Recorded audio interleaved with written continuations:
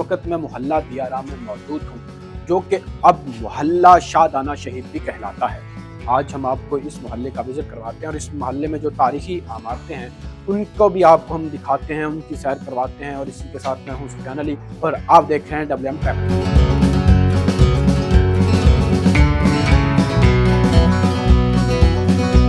दियाराम जब यहाँ पर दीवान सावन जो कि मुल्तान में यहाँ पर नाज़म थे, उसके अहद में यहाँ पर मुल्तान में एक कारदार के ओहदे पर तैनात थे और वो इस मोहल्ले में रहते थे।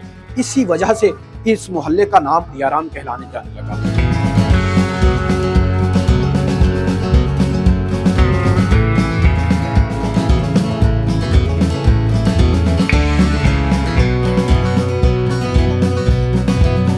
इस मोहल्ले में जो ज़्यादातर जो कदीमी इमारतें हैं वो ज़्यादातर जो छोटी ईंट है उनसे बनाई गई हैं, जिसका मतलब है कि ये तकरीबन यहाँ पर जितनी भी इमारतें हैं ये 200-250 साल कबल यहाँ पर तामीर की गई हैं। लेकिन अब यहाँ पर कई इमारतें हैं जो कि अभी दोबारा उनको तामीर किया गया। जो नई इमारतें हैं वो भी मौजूद हैं और कदीमी इमारतें भी मौजूद हैं। अभी हमारे साथ यहाँ पर एक घर था, वो कहा जाता है कि उसके घर की जो अंदर वाली छतें हैं वो गिर चुकी हैं, अलबत्ता उसकी जो कदीमी पुरानी दीवारें हैं जो कि एक जो छोटी ईंट से बनाई गई हैं वो अब भी यहाँ पर कायम हैं।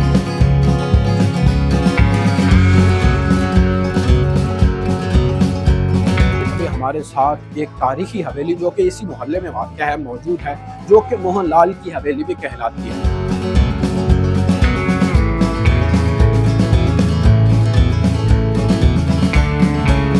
ये बताइएगा आप इस मोहल्ले में कब से रह रहे हैं? हमें तकरीबन जब से हिंदुस्तान से आए थे हमारे बड़े, जब से हम यहीं पैदा हुए इसी मोहल्ले में रहते हैं। ये पुरानी हवेली है, कोई तकरीबन 150-200 साल पुरानी हवेली है। ये बताइएगा यहाँ पर ये एक जो हवेली है ये तो पुरानी है ही है, इसके अलावा भी बड़ी तारीखी इमारतें मौजूद हैं। आप जब यहाँ से हिंदुस्तान से यहाँ पर तशरीफ़ लाए थे हिजरत करके, ये तभी से इतनी है या इसको दोबारा रेनोवेट भी किया गया? अनवेट अभी तक कुछ नहीं इन्होंने किया, ये वैसे ही चली आ रही है।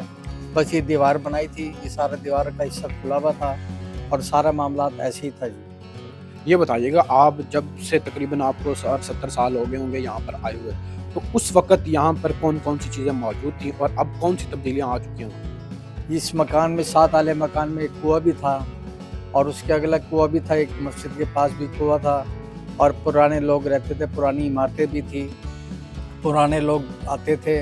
बुज़ुर्ग अब दुनिया से अल्लाह से प्यारे भी हो गए, चले गए हैं, वो मामला तब उनसे अब नहीं रहे, अभी भी मौजूद हैं वैसे पुरानी इमारतें।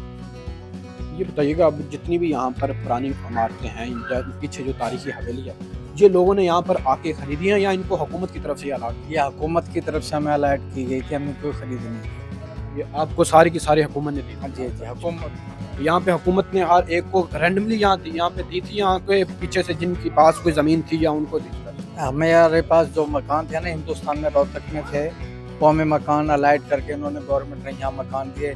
कुछ हमने मकान ख़रीदे भी हैं, कुछ हमने अपने पैसे से बनवाए भी हैं।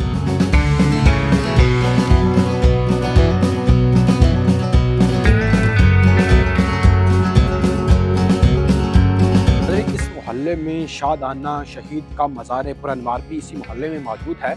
इसी मुनासिबत में इस मोहल्ले का नाम जो कि दियाराम था उसको चेंज करके इन्हीं के नाम पर शादाना शहीद मोहल्ले का नाम रख दिया गया। और यहाँ पर ये एक अजीम सूफी बुजुर्ग थे जो कि दीन इस्लाम की तबलीग के लिए, दीन इस्लाम की तरवीज व अशात के लिए, और इन्होंने दीन इस्लाम में बहुत से गैर मुस्लिमों को जो उन्होंने दायरा इस्लाम में दाखिल किया, इस्लाम की जो शमअ है इसको रोशन किया।